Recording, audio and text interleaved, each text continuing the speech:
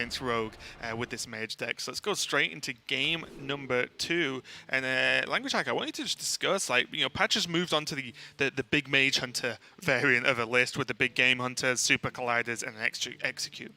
But let's talk about DawN. DawN is actually stuck to his primary list when his secondary list, to me, looks like it's counter warrior tech. So DawN's secondary list would be cutting 2 Sea Giants and a Ziliax to add in a second Banana Buffoon and 2 Questing Adventurers.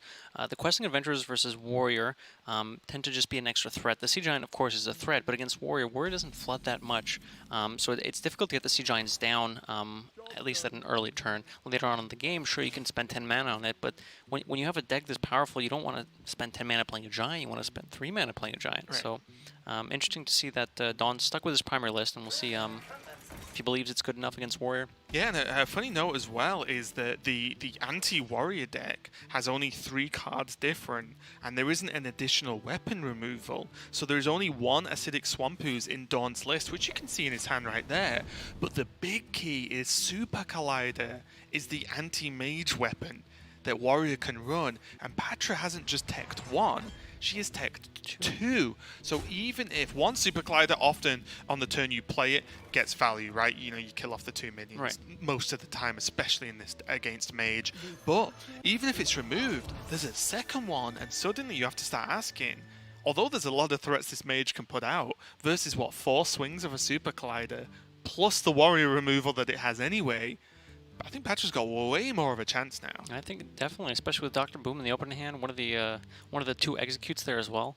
DawN finds his hand isn't doing quite enough, so he throws out a Stargazer Luna here to hopefully draw some cards, or potentially also contest this Eternium Rover, try to stop the armor gain from coming out. Yeah, and luckily enough for DawN, there isn't a Militia Commander. And so there's no easy coin Militia Commander kill. Right. It's going to be the execute. A nod from DawN knows 1 is gone, but there is a second in the deck. But most importantly, I'm with Pathra on that one, that execute. Yeah, I feel like leaving Luna up, especially with this Cyclone variant, can get you in so much trouble. DawN can basically just fill his hand most of the time, or more importantly, draw into better cards if his hand sucks, which is what you don't want him to do. Right, that makes a lot of sense. Pathra recognizing that Stargazer Luna can be quite a bit of a threat. She believes that the list she switched to now with all the anti-mage techs can give her enough of an edge now that she can take the win in the game and hopefully the set. So she understands that she just needs more time for herself to get to all those answers before DawN presents his threats. I've got a question for you as well. Just if we get into the deep part of the deck building, sure. Is in Patra's tertiary deck that she's playing right now, she used the maximum amount of 5 cards that you can change. You can change 5 or less. You cannot change more than 5 at all, right? And one of the cards, she's removed the bomb package, so double Clockwork, double Wrench Caliber, and Blastmaster Boom. Is it strange that Harrison isn't removed?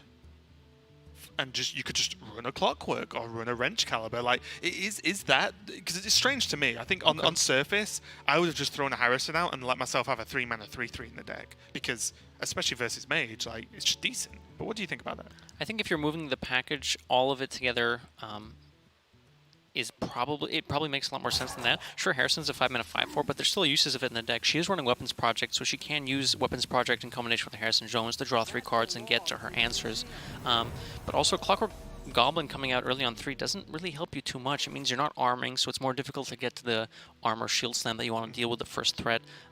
In some cases, you can use a Clockwork Goblin and a Militia Commander as follow-up for 8 damage to kill a Giant, but it's kind of not quite a corner case, but that doesn't happen that frequently if you're only running 1 Clockwork Goblin. And at that point, you are also using 2 cards to deal with 1 Giant, so it's not quite the most efficient way. So I think she did just want to make sure she has as many cards as possible that can help her either draw to her answers or have the answers themselves. And funnily enough, even at this point, it's a display of like an extra small thing of, well, if your opponent doesn't have a great start, they also don't have great ways of just dealing with a 5/4. So, you know, this Giant's played, you know, DawN's had to play a Giant into this Harrison, and Pathra needs minimal extra damage to kill this off now. And also, I would actually kind of like to just see the Shield Slam come down and just keep pushing with this Harrison now. Just start threatening a bit of damage. Why not? Yeah, I definitely liked her playing out the Harrison Jones last turn, not saving it for the 1 of Weapons Project, just saying, all right, Mage isn't developing, let me try to do something, right? Mage is going to have a tough time dealing with this Harrison Jones. If I can push 5 every turn, that's pretty good.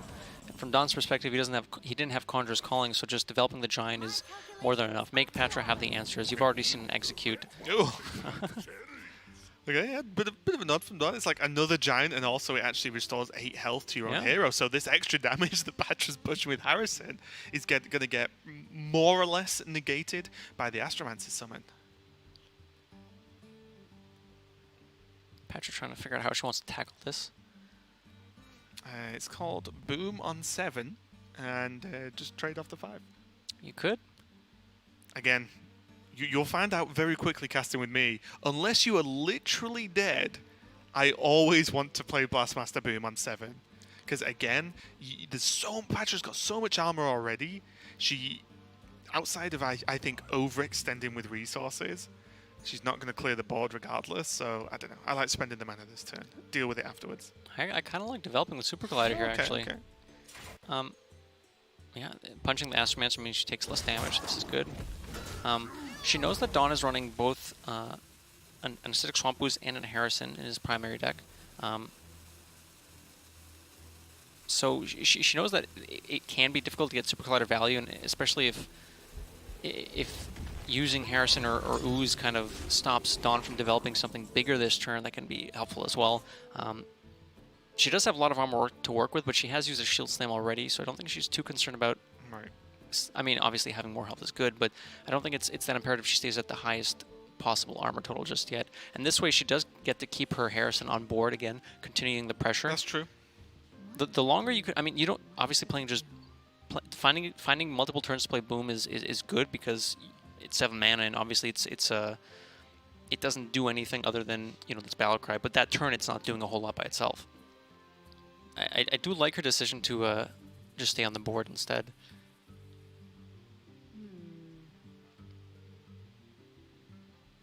DawN's trying to figure out what he wants to throw down here. It looks like he's messing over the Ooze to get rid of the Super Collider. Yeah, that you almost can't play anything else if Super Collider's there. Anything you play often just dies anyway. Yeah. But now the follow-up is kind of mediocre. Maybe just... Not a whole lot to develop either. Ooh, okay. So this is one of the ways you can use Khadgar. It's not only just on Conjurer's Calling, you can summon multiple mirror images here. And using the Khadgar plus mirror images, spending 3 mana, developing 5 things on board, which makes the Sea Giant cheaper. Oh. And on demand, Patra can just BGH this Giant all the way home. And this is... It's just a highlight of this deck as well. Like, that might not have been the most obvious turn in the world to most people from DawN, but it's powerful because you've just activated a Sea Giant from nowhere, which is insane. Like, we said that Sea Giants were the hard cards to play in this matchup if you were keeping them. But DawN made it look a little bit easier, but now Patra with the BGH, nice answer, and Patra's not in a big rush to finish this game either, so these mirror images aren't really a huge threat right now. She chooses to armor instead of quitting at the Militia Commander. I wonder if she might have wanted to do that instead, just push even more onto the board. Because again, DawN doesn't have removal. He's not running Flame Strikes. He's not running, you know, anything other than Ray of Frost, which is kind of single target and not an efficient way to clear minions. But she opts to just take some more armor. She's not under a lot of pressure. Perhaps she just doesn't want to throw out the Militia Commander. This could also be signaling to DawN, perhaps, that, oh, maybe I have a Brawl. I don't want to kill that many mirror images. Let's commit more to the board from you. This turn is sick. This turn is pretty cool. I completely agree with what you've said, but this turn is sick. No, it is. Ray of Frost, Evocation, Cyclone. Haha, I think is the correct term. So sometimes in this matchup, you want to wait as long as possible to get more than just 3 fireballs. The thing is, Patra's been answering... Oh my goodness. Yeah, and so you get more than 3 fireballs, language hacker. Okay, I mean, sorry, I didn't know it was in the box. I'm sorry. But Patra's been answering every threat that DawN's been presenting, so DawN's just saying, I can't wait forever and just get more fireballs. She's just going to get out of control. She's already winning boards, so let me do something now that'll let me actually, you know, take control of the board. And the Antonidas lets him do just that. And it's still not an answer to Antonidas. I think, yeah, DawN was shaking his head there, but he'll be happy to see when this turn is over that his Antonidas is still on the board. Fireball, ping 2 fireballs. Sigh of relief, something finally sticks, and this is quite a big payoff to stick, right?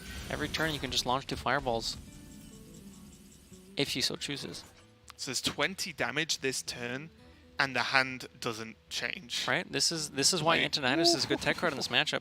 Against other decks, sometimes you don't have the time to play it because it's not very defensive, but against Warrior, hide behind a few mirror images. They don't have a brawl. Haha. Yeah, Patra's done a good job of just gaining a ton of armor, but this is almost half of Patra's health this turn. And as I said, DawN has lost 0 fireballs. Right. So there is still, what, 5 more fireballs left in the deck? Like, oh, in the hand, sorry. Yeah. DawN should know that at turn 10 now, Pathra can bring down an Omega Devastator, so this Antonidas will not hang around forever. She did pick up a Brawl as well. Probably not what she's going to use now. Yeah. And DawN nods. It's like you expect this play by turn 10, and there's so many cards she's not played for a while. I have not once played an Antonidas against Warrior and had it live for bounce back to my turn and find it again on the board. So DawN's a lucky guy then. Yeah, doesn't happen very often. You take those. Exactly. I think is the correct saying. Yeah. That's what the kids are saying. Yeah, that's what the cool kids. This would be a good time for a I think I've heard Zalay and Ike say that more than anyone else in my life. So Pathra has some options here. She can just use the Dynomatic to clear everything on the board. It only lets her push 1 damage, but maybe she thinks she wants to be more aggressive. Alternatively, she can develop these Eternium Rovers, which, in combination with the Warpath, which she doesn't have in her hand yet, could get her out of range of all these fireballs. I mean, 5 fireballs is what, 30 damage? She's technically out of range now, but I'm just interested. Honestly, I would have just snapped Dynomatic there. There was 5 health on board, and you could have pushed with the minions. well, Dynomatic can also help you clear the next thing that DawN develops. That's true. That's true. It's I think it's just honestly a difference in playstyle. But all I saw then was like what 6 damage to face. It was just been 1. The Omega Devastator only had Rush. Oh, sorry, Rush. Of course. Okay, I take it all back. I'm an idiot. Nope, you're completely right. The Rush changed everything. DawN recognizing here that he can't just go face. He does need to clean up these Rovers. The threat of Warpath is too big.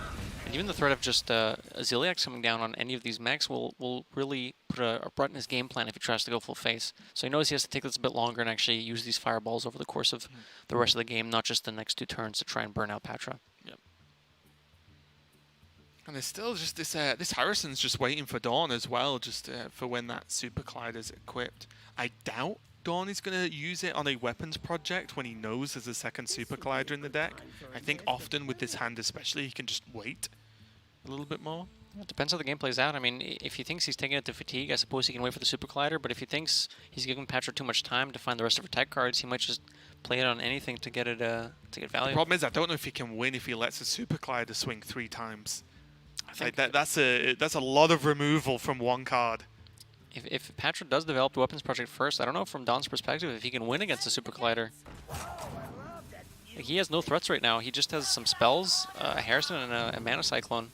It's hard to win with just spells when your opponent is at full health and has ways to generate armor and stick on board. This Magic Trick might end up becoming pretty clutch as well if there could be some card draw. Yep. Or even maybe at this point another Conjurer's calling from it or something. That wouldn't be bad. You need some gas from DawN. Oh, well, that's gas. That'll do. That'll do. Plays it pretty quickly. You can think about playing Magic Trick, but he might want to save that for Mana Cyclone turn. Okay, 5/5 and a 6/6. It's something. Ping off the 1/1 that's gaining the armor, and just say, you know what, initiative over to you, Pathra. See what you can do here. And now we will see the Dynomatic get some work done. I'd probably see a Super Collider here. You have a Militia Command on the board that could take damage from the Dynomatic, and this is about as good as a Super Collider is going to get. I think from Patra's perspective, you know that DawN's kind of running out of threats. Yeah, I was just meaning you could just trade the Militia Commander away, right, and do it this way. I would have liked to see Super Collider here. Maybe she thinks that DawN is sitting on Harrison. If she's tracking cards, of course, or with Deck Tracker, she can know that there's, I believe, 2 or 3 natural cards in DawN's hand, and one of them has been there for a while, so perhaps she's trying to play around the Harrison by not developing the Super Collider here. Yeah, I think I like this play because the problem is that I also feel the longer the game's going on, the less the Dynomatic is going to do.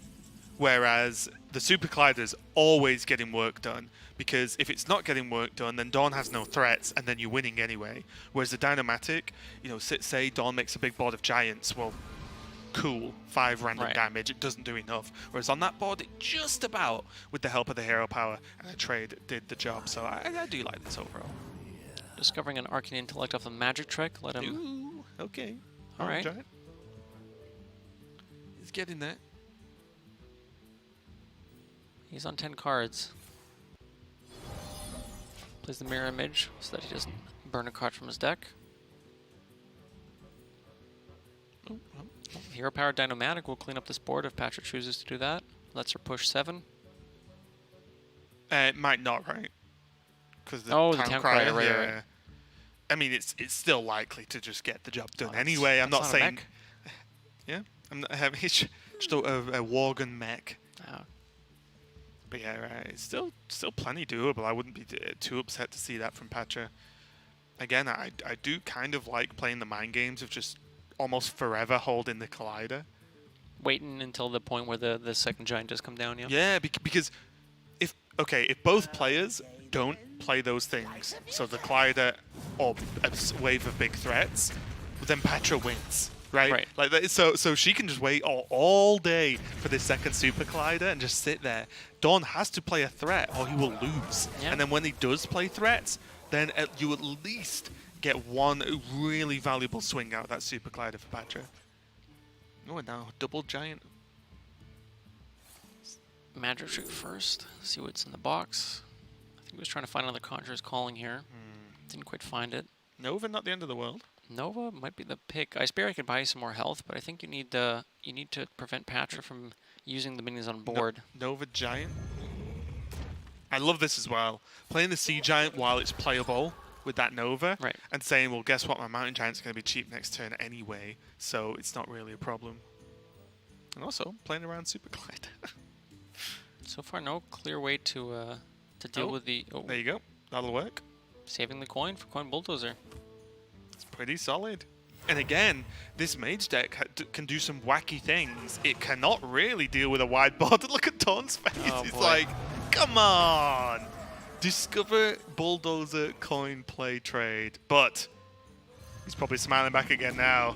His Mountain Giant into the Conjurer's Calling. Well, we'll He's see if it's enough. He looking knows that pretty good. Patra only has 9 cards left in her deck. It's very likely she has something that can help her answer this board. These are all the Conjurer's Calling. Ooh. Brawl and Shield Slam means that you are guaranteed a clear at worst. At This is best. lethal. Oh wait, there's just enough damage, right? Yeah, 18. Oh, what am I talking? I complete look. Bulldozer is not a card that is often knocking about Yeah. and doesn't often get a second attack. That's true. But the damage from Bulldozer is just going to clean this game up. I was trying to look at defensive options because Patra